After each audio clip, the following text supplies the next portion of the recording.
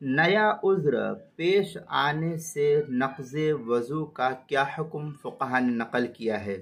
चुनांचे अगर माज़ूर शरी ने अपने पिछले वज़ू पिछला उज़्र जो पिछला पहला उज़्र था, साबका उज़्र के रहते हुए वज़ू कर लिया था, फिर नए उज़्र में अब वो मुब्तला हो गया। पहला उज़्र तो था ही बाकी, लेकिन अब नया उज़्र, नई मुसीबत उसके लिए और खड़ी हो गई।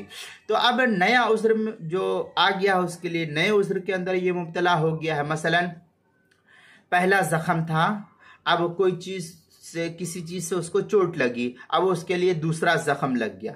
अब ये दूसरा ज़ख़म होने की वजह से खून बहने लगा, तो दूसरा ज़ख़म बहने लगा, उसमें खून या पीप या और रीम वगैरह जो उसके अंदर से निकलने लगी, तो उसकी वजह से उसका वज़ू टूट जाएगा। क्योंकि पहला उज़्र था तो वो पहले उज़्र की वजह से उसके लिए वज़ू था, अब ये नया उज़्र उसके लिए लाहिक हो गया, तो अब फिर से आपको दोबारा वज़ू करना पड़ेगा।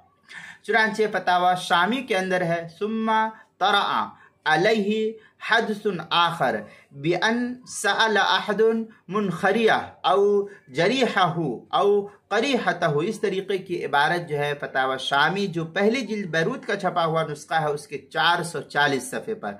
आज जो हिंदी फतावा शामी का जो हिंदी नुस्खा है ज़करिया बुगडीपो देवबंद का, उसकी पहले जिल्द सफ़ा 507 और 508 पर इसको नकल किया है। किताबुल मसाइल उसकी पहली जिल्द सफ़ा 209 पर इस मसले की तफसील नकल की गई है।